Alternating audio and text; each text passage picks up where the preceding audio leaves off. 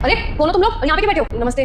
राहुल शर्मा से मिलना था, यहीं रहते हैं। राहुल शर्मा हाँ ऊपर रहते हैं, सेकंड फ्लोर पे। दूसरा मंजिल? हाँ दूसरा मंजिल। अरे क्यों ऊपर तो जा रहे थे हल्द्वानी में? अरे कहाँ जा रहे हो? और क्यों दूसरी चोर? ये तो भैया, अरे तुम दोनों हो कौन? और ऐसे दिन दाढ़ी में घुस के थे? अरे ये आपका घर क्या हुआ? ये तो राहुल शर्मा का घर है ना? अच्छा राहुल का घर हुआ तो मेरा भी घर है ये। क्या मतलब? हमको समझे नहीं। अरे मैं आपकी वाइफ हूँ, तुम दोनों ऐसे नहीं मानोगे। मैं अभी पुलिस को कॉल करके बताती हूँ दिन दाढ़ी में चोर घुसे। अरे नहीं, हम दोनों कोई चोर नहीं है। दरअसल वो राहुल जी ना हम दोनों के बड़े भैया हैं और हम उनके छोटे भाई हैं। हाँ क्या तुम दोनों राहुल के भाई हो? मतलब बबलू और सोनू तुम दोनों? हाँ, लेकिन आप हम दोनों को कैसे जानती हैं? मैं राहुल की वाइफ हूँ। अरे मौजी नमस्ते। नमस्ते ठीक है, पर मुझे समझ में नहीं आया तुम लोग नीचे से भाग के क्यों आए? दरअसल क्या है ना बाजी कि हम 3 दिन से यहाँ आ रखे हैं। हमको बताया तो था कि भैया यहीं कहीं रहते हैं, लेकिन ये नहीं पता था कि यहाँ ऊपर में रहते हैं। बहुत ढूंढा लेकिन भैया मिले नहीं तो थक के नीचे बैठ गए। इतने में आप आई और आपने बताया कि भैया यहीं ऊपर रहते हैं। वो क्या है ना कि हमने सुना कि भैया बहुत बड़े आदमी हैं, तो उनसे ऐसे मिलना तो नहीं हो पाएगा। और क्या है कि वो हम दोनों भाइयों का फोन भी नहीं उठाते थे, बस इसलिए जैसे सुना कि वो यहाँ रहते हैं तो दौड़ के आ गए इनसे मिलने के लिए। अरे तो इसमें भाग के आने वाली क्या बात थी? अगर तुम दोनों मेरे को नीचे बता देते ना कि तुम राहुल के भाई हो तो मैं तुम्हें खुद लेकर के आके अपने घर पर। बोजी हम जिसको भी बताते थे कि हम गांव से आए हैं तो हमें भगा देते थे, तो हमें लगा कि आप भी हमें भगा दोगे, इसलिए हम हड़बड़ाहट में भागते हुए ऊपर आ गए। अच्छा कोई बात नहीं, छोड़ो, तुमने तो मेरे को भी डरा दिया। एक काम करो, बैठो, मैं तुम्हारे पानी लेकर आता हूं, आराम से बैठो। ठीक है बाजी।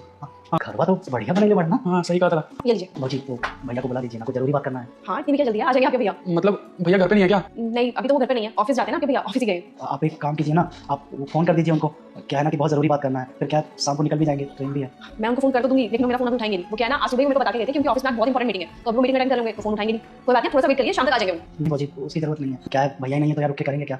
एक काम करते हैं, हम दोनों वहीं नीचे बैठ जाते हैं, भैया आएंगे ना तो बता दीजिए। अच्छा अरे भैया कैसी बातें कर रहे हो आप? लोग राहुल के सगे भाई हो और आप इस तरीके से नीचे बैठोगे, वो भी बाहर। अगर राहुल को पता लगेगा तो उसको कैसा लगेगा? और मुझे भी अच्छा नहीं लगेगा। भैया आप यहीं पे बैठिए, और वैसे भी राहुल का घर है, जितना उसका घर है ना उतना आपका भी है। जी आप बहुत अपना समझते हैं हमको, लेकिन भैया शायद हमको अपना समझते ही नहीं है। भैया पता नहीं आप लोग कैसी बातें कर रहे हो। वो हर महीने आप लोगों को मनी ऑर्डर के थ्रू पैसे भेजते हैं। मनी ऑर्डर भेजने से बोजी कोनो आदमी अपना नहीं होता।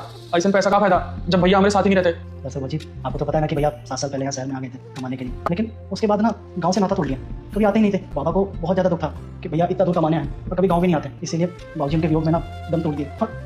ये बात माँ को भी बर्दाश्त नहीं हुई। अरे क्या गलती की थी माँ, शहर भेजने के लिए तो राजी की थी बाबूजी को, भैया तो यहाँ के भूल गए हमको। भैया आप रोइए मत, मुझे तो समझ में नहीं आ रहा, पता नहीं आप लोग क्या बोल रहे हैं। आपको मैं बात बताऊं, राहुल आपके बारे में ना डेली बातें करते हैं, और ऐसा कोई दिन नहीं जाता जब वो बताते ना हो कि मेरे सोनू बबलू कितनी शरारत करते थे। क्या भैया हमारे बारे में आपको बताते थे?